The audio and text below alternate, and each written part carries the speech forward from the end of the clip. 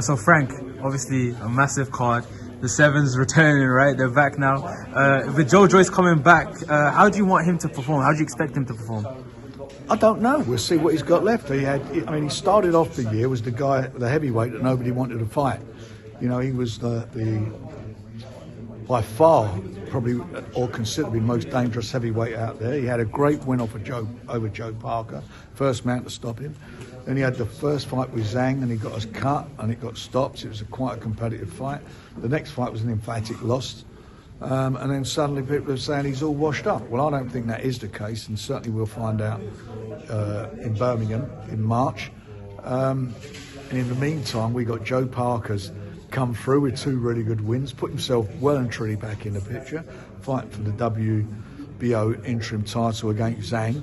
So it's it's like, as Joe said, it's like snakes and ladders. It was a year of a snake last year for him, and this year he's got to get himself back into contention. He's got a great opportunity to do it, and hopefully he will do.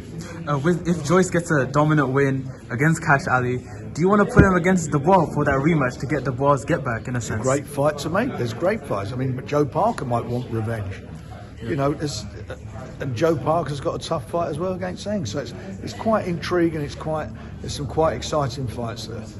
Speaking of Joe Parker and against Zhang, a great fight. How do you expect that one to play out? Look, Zhang's shown he's a very, very tough customer. He's got his only losses against Hrgovic in a very, very competitive fight, which, you know, a lot of people thought it could have gone either way, including myself. And he did what he had to do against Joe. He's shown he's a man to be beaten. He's 40 years of age. Suddenly you can become an old man, who knows? But he's up for it. He fancies the fight, and he wants a crack at the title. And the winner of it will be the mandatory for the WBO, and will be the interim champion. Just 2 more from me. I saw you did a piece with Simon Jordan on TalkSport where he was questioning you on sort of the atmosphere of fights and things like that. What do you say about that? I mean, we ran a poll and sort of 70% said they're not going to attend either of the fights. Is that a concern? Do you expect they're not going to attend either of Fury, Usyk or Joshua Ngannou in Saudi Arabia? Do you feel there will be Brits? They won't attend it. As in they won't be buying tickets to go to the event. Do you feel like Brits will head out for these events? I know that Brits will be out there taking tickets. And as far as Tyson's fight's concerned, I'm telling you, it'll be sold out. There's no worry about that. But look, there was an atmosphere. I was there. Tyson's first fight, there was a tremendous atmosphere there for his win against Ngannou. No doubt about it. There was an atmosphere there for the last show. But people have different cultures. You know, the Inoue fight, if you look at Inoue in Japan, you could have heard a pin drop, but the place is rammed out, it's sold out. We're not all, you know, when I grew up, I'd be watching TV, a quiz show, and people would answer the question and they'd clap. Now they've all become Americans. Whoa, way, screaming, all that, shouting, going like lunatics. People are different. In different parts of the world have different cultures and different ways they behave. At the end of the day, we're in the business of selling fights. Were you not happy, not saying you personally, were you not happy watching those fights? Because you know what, if it weren't for what happened in Saudi, you wouldn't have seen those fights. It's just stupid. I mean, come on. Finally, Francis Ngannou threatening to check Anthony Joshua's chin. What chance do you give him? If he gets caught on the whiskers, this fella can punch. He's tough, he's strong. He's a fighting man. He's not a YouTuber. He's not somebody who's, you know, gone to the gym and fancies his chances. He does it for a living. He's a UFC fighter. You know, MMA fighters. Inside it's their game, grappling and holding and all the bits they do. But he can box as well. And I think that AJ's gonna, you know, he's gonna have his hands full. But it's a good fight. Again, it's a good quality fight. Now, no one's saying, it shouldn't be happening, are they? And why is that? Because he gave a good account of himself and showed that he could box. The man of experience. About a year ago, he was telling us, game changer. He was smiling, he wasn't giving anything away. Talk to us about that roadmap of getting there and putting on these best fights for the boxing fans. Well, I think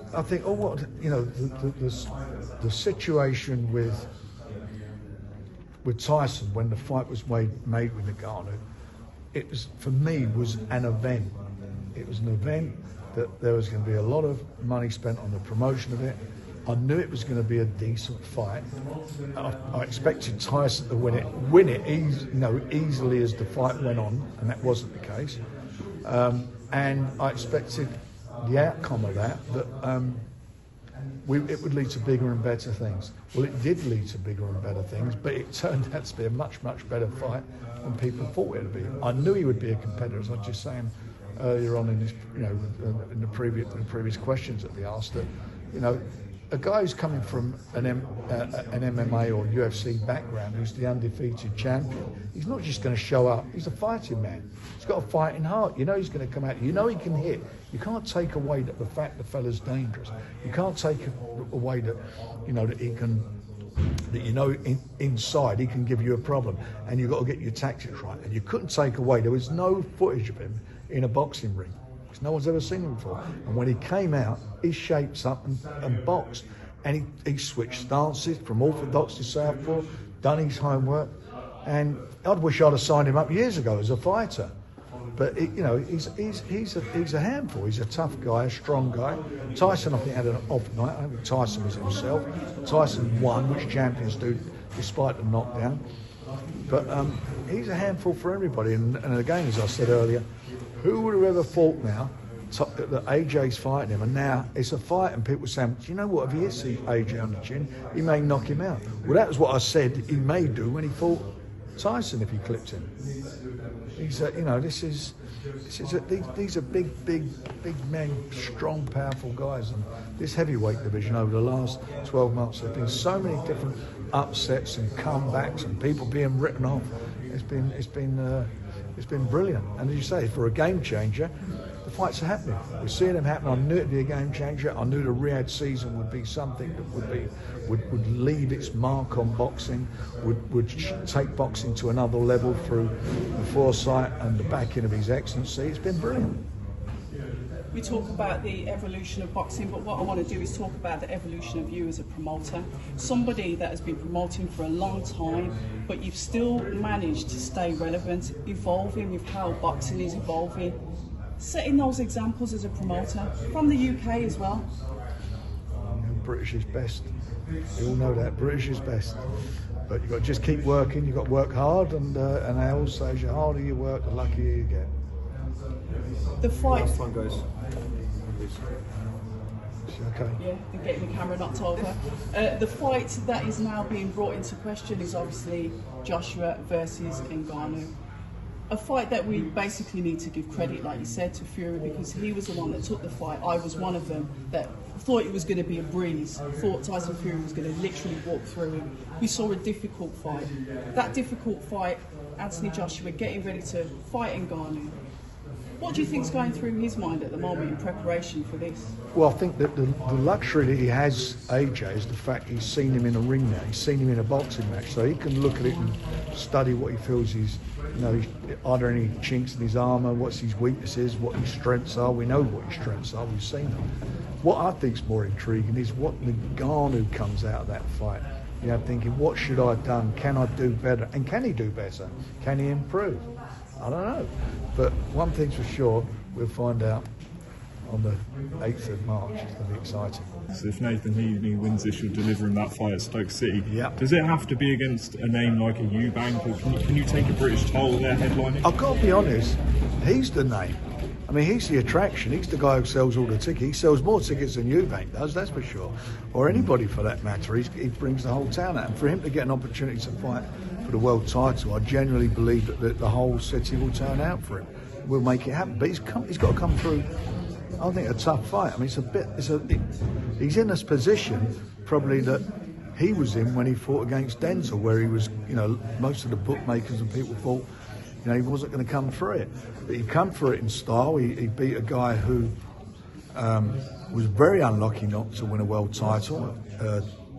Denzel, he done extremely well in that fight, and he was very unlucky. Then come back and had another knockout. But he boxed, he boxed so well that night. He outboxed Denzel, and he looks a winner in every way. But he's got to keep that. He's got that winning mentality, and I think he's made people sit up and see that he can fight a bit.